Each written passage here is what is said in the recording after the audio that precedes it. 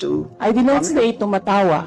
Gusto niyo ulitin? Gusto niyo ipabasa ulit sa secretary kung ano sinabi ko? I did not say tumatawa kayo. Number 2, I did not say attack by the committee. Number 3, I did not say collective action. Sa kanya nang galing yun.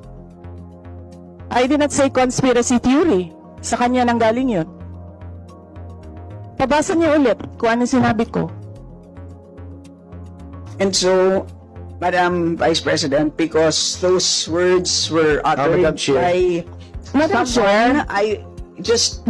Just because you don't like my answer, you don't like how I answer, you don't like my demeanor, hindi ibig sabihin na hindi ako sumasagot.